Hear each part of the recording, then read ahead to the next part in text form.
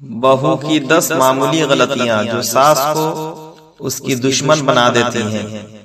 सास और बहू का रिश्ता सारी दुनिया में ही बदनाम है, मगर मुआशरे में जहां ज्वाइंट फैमिली सिस्टम है वहां यह रिश्ता बदनाम तरीन रिश्ता है, जो घर में जंग फलासी को कभी खत्म नहीं होने देता। माँ जो दुनिया का सबसे अनमोल रिश्ता है, उसने बेटे को परवरिश करके जवान किया होता है, उसने कुर्बानियां दी होती हैं और वो बेटे पर अपना हक समझती है और बिल्कुल जायज समझती है, और वो कभी गवारा नहीं करती कि उसका बेटा उससे ज्यादा किसी और खातून को तवज्जो दे। दूसरी तरफ बहू है जिसने अपना घर बार, अपने माँ बाप सब कुछ छोड़कर शादी की होती है और वो चाहती है कि उसका शौहर सिवाय उसके किसी और तरफ मुतवज्जा न हो। ज्वाइंट फैमिली सिस्टम में जब दो हवा की बेटियां यानी सास और बहू जब एक ही प्रॉपर्टी यानी मर्द पर अपनी इजारादारी कायम करने की कोशिश करती है, तो दोनों में इंडिया पाकिस्तान की तरह एक ना खत्म होने वाली जंग का सिलसिला शुरू होता है और उस जंग में पूरे खानदान को नुकसान पहुंचता है।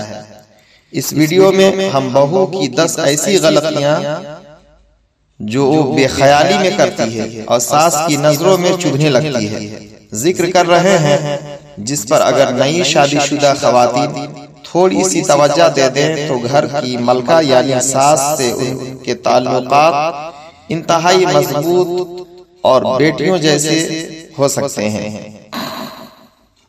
एक, सास की हाँ में हाँ मिलाना। बहू को ये बात समझनी चाहिए कि जिस घर में वो बहू बनकर गई है उस घर को उसकी सास ने घर बनाया है और उस घर की कानून साजी भी उसकी सास ने की है।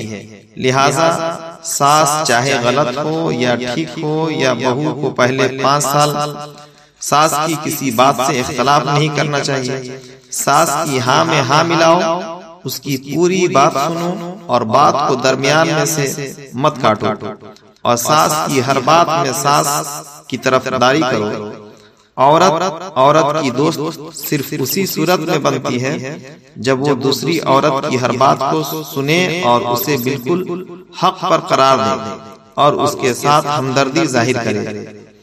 अगर आप अपनी सास के साथ हमदर्दी जाहिर करके और उसकी हाँ में हाँ मिलाकर और उसकी हर बात को सही करार देकर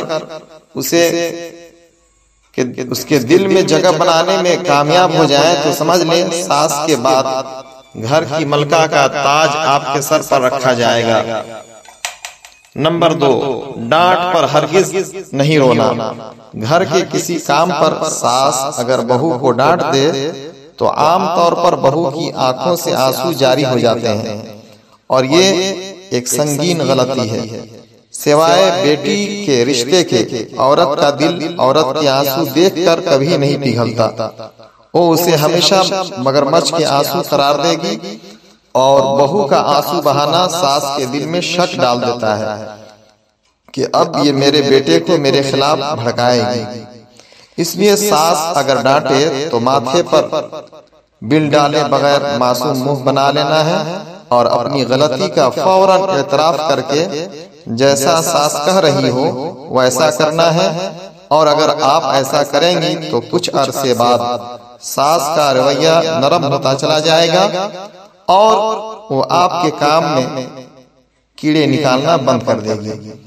नंबर 3, माँ और बेटे की मुलाकात। शौहर जब काम से घर आए और माँ के पास बैठा हो तो उसे हरगिज कोई काम मत बोले, और अगर ये बात सास को पसंद नहीं आएगी वो समझेगी कि बहू उसके बेटे को बिला वजह किसी काम पर लगाना चाह रही है ताकि वो माँ के पास ना बैठे और माँ की बात ना सुने। नंबर 4, सास की इजाजत। शादी के पहले 2 साल बहू को समझ लेना चाहिए कि वो फौजी ट्रेनिंग पर है और फौजी ट्रेनिंग के दौरान छुट्टी लेकर घर की सैर को नहीं जाते।